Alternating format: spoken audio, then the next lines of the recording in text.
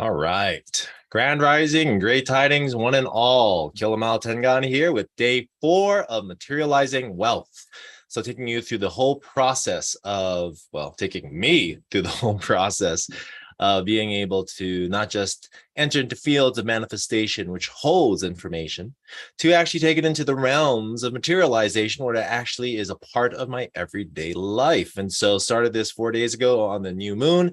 And on day 4 right now, yesterday was a great day. I had a long night with my youngest having a toothache, so I did not do my update. So I'll update you now. Yesterday, day 3 was all about the vision and envisioning. And so one of the principles of creation, this concept of mentality or divine oneness, acknowledges how we are all part of this big, broad, beautiful, complex system of oneness. And that means that everything exists now, here, within myself, in terms of the concepts of wealth, which again, my working definition from day 2 is the bountiful expression of universal love. And so I still feel that. That's such a great, I've never really thought of it like that, yet I really do feel that. That is so resonant. And in doing so, then really went into an area of yesterday, a vision of flashing forward to when that has already happened, that desired end result of living in the flows of the bountiful expression of universal love.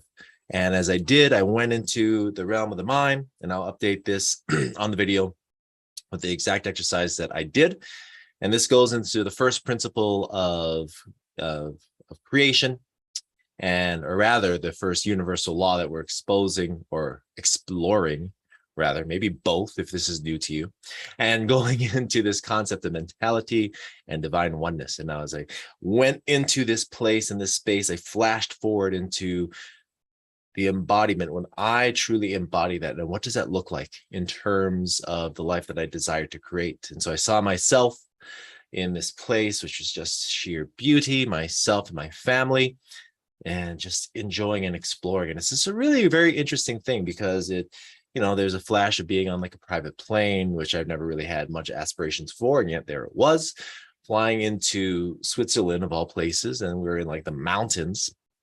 Part of my work is this concept of a geomagnetic grid. And so part of it was adventuring into, a very interesting location that holds a very specific resonant frequency, and tapping into that and doing that as a family. And so being able to experience that, to explore that, and to be able to really be that expression was terrific. And so I went into that, and there's other parts and pieces that went through that visualization, and I came out of it, and then I just jotted everything down.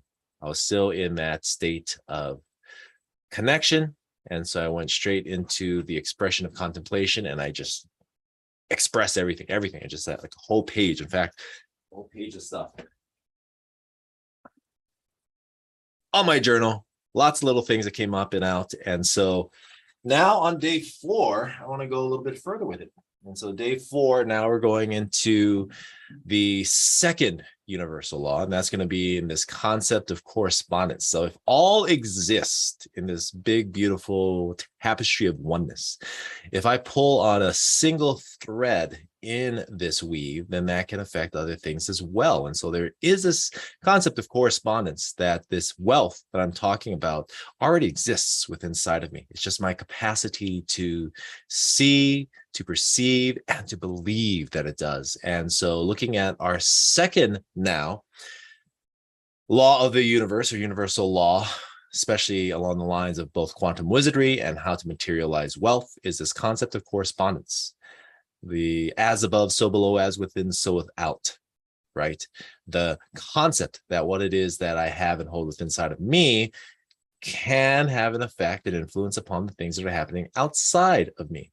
And so today comes the clarification of what that is and what are called the be, do's, and haves. I mentioned that yesterday. The be, do's, and haves are the 3 things I desire to be, qualities and characteristics, the 5 things I aspire to do, the activities and the actions that are going to be coming into the world, And then the 10 things that I am truly intending to have. This is tangible and intangible. So these are the things that can be both a matter of matter, like a new car, or in this case, an airplane. It could also be states of being. I have a deep sense of connectivity and peace.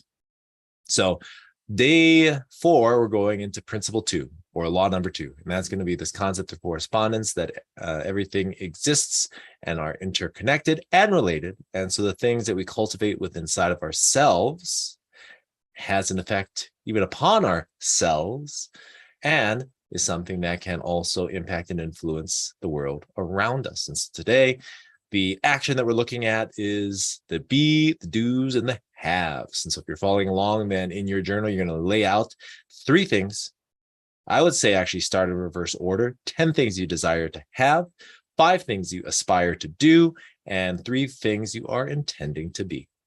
Okay, that's it for now.